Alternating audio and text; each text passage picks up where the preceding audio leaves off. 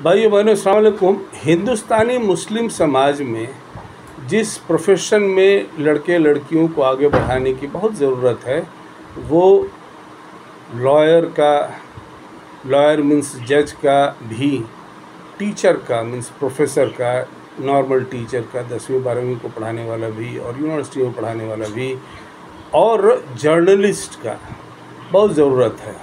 ये वो लोग हैं जो देश की आज़ादी में अपना बहुत बड़ा और अच्छा रोल अदा किए हैं, और ये वो लोग हैं जो आज भी देश में रूल ऑफ लॉ मेंटेन कर सकते हैं।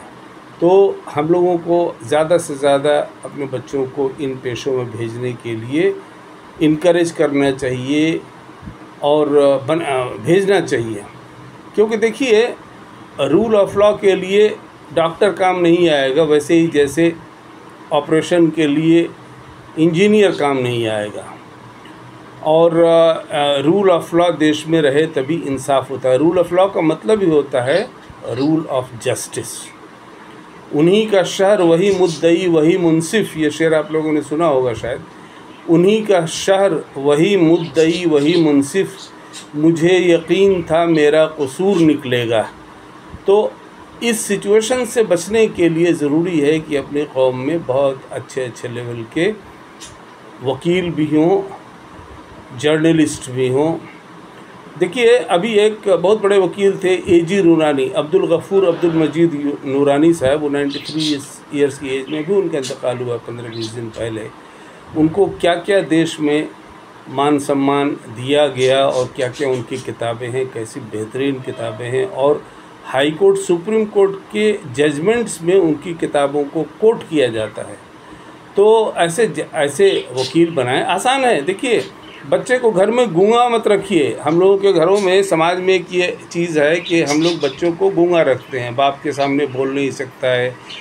और स्कूल्स कॉलेजेस में डिबेटिंग सोसाइटीज़ बहुत कम होती हैं, इनकरेज नहीं किया जाता है, क्योंकि इस चीज़ का एहसास नहीं है कि इंसान गालिब बोलते हैं ना कि इंसान और जानवर में फ़र्क ये भी है कि इंसान बोल सकता है और इंसान हंस सकता है। तो इसके लिए बच्चों को शुरू से ही बोलना सिखाइए। देखिए मज़हबी मामलों में हमारे पास बोलने वाले बहुत हैं, जुमा के खुतबा देने वाले, मोहल्लों में जाकर तबलीग करने वाले, वाज देने वाले बहुत हैं।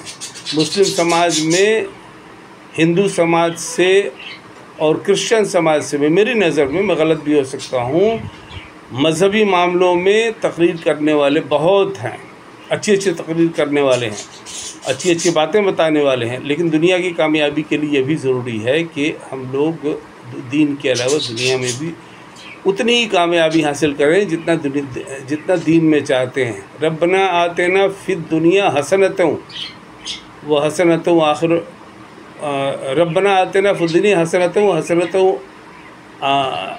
क्या है वो मतलब इस ज़िंदगी के बाद में मैं भूल रहा हूँ।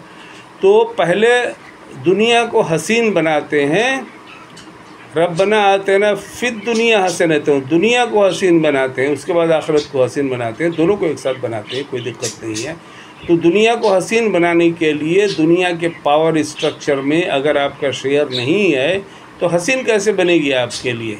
मतलब अब देखिए फ़िलिस्तीन के लोगों के लिए दुनिया हसीन कैसे बनेगी जब रोज़ाना उनके ऊपर इस तरह से जुल्म हो रहा है, जेनोसाइड हो रहा है। कहते हैं कि जितना इस पे वियतनाम पे अमेरिका ने बम नहीं बरसाया था 1970s में, जब वहाँ पर वो जंग कर रहा था 60-70s में, उससे ज़्यादा बम जो है वो फ़िलिस्तीन पर इजराइल ने बरसा दिए हैं। तो अब अगर देखिए दुनिया में अब इंसाफ की दुहाई कौन मांगता है, कौन देता है, कौन इंसाफ के लिए बिलखता है, रोता है, तड़पता है?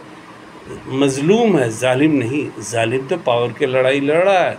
तो आप उस पावर की लड़ाई का हुनर जब तक नहीं जानेंगे, जब आप गुरेज से बंदूक का मुकाबला करेंगे तो हारेंगे ही ना।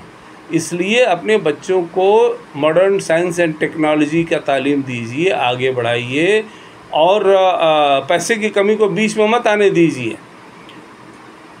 वो कहते हैं ना शायर कि सख्त मेहनत और लगन दरकार है, मुफलिसी तो रेत की दीवार है। इसको आप लोग रट लीजिए, रटा दीजिए अपने बच्चों को कि मुफलिसी उसकी पढ़ाई में आज की तारीख़ की दुनिया में रुकावट नहीं बन सकती। अब देखिए, देश अपने देश से हर कौम के लड़के जा रहे हैं, जो टैलेंटेड लड़के हैं वो जा रहे हैं यूरोप, अमेरिका।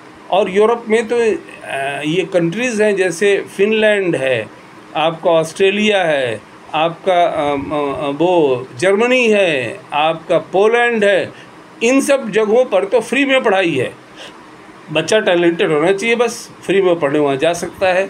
तो इसलिए बच्चों के अंदर में मॉडर्न साइंस एंड टेक्नोलॉजी के लिए, जिसकी बुनियाद सर सैयद ने इस मुल्क में क्या, सब कॉन्टिनेंट के मुल्क में, पूरे इंडिया, पाकिस्तान, बांग्लादेश में उन्होंने जो बुनियाद रखी अलीगढ़ मुस्लिम यूनिवर्सिटी के मदरसा के 1972 या 73 में, वो उस मदरसे ने जब फिर अब रंग पकड़ लिया अपने, और आज की तारीख़ में वो पिछले 100 साल से अलीगढ़ मुस्लिम यूनिवर्सिटी है, और जिससे लाखों लड़के लड़कियां अब तक तालीम हासिल करके निकल चुके हैं, और जो देश के कोने कोने में और दुनिया के बहुत सारे मुल्कों में फैले हुए हैं। आप अपने लड़के लड़कियों को दुनियावी तालीम से भी आरास्ता करिए। दीन की बातें तो हम सब जानते हैं और सुनते हैं, लेकिन दुनिया के तालीम में जब तक हम आगे नहीं बढ़ेंगे तब तक दुनिया की लड़ाई कैसे लड़ पाएंगे। इसीलिए फ़िलिस्तीन वाले बेचारे पिट रहे हैं, क्योंकि दुनिया की तालीम में अरब वालों के पास तेल तो है, पैसा बहुत है, लेकिन दुनिया की तालीम कम है, नहीं है। वहीं पर इज़राइल जो है, जिसकी आबादी, कुल आबादी, यहूदियों की आबादी 55-56 लाख है, और इज़राइल की आबादी 64-65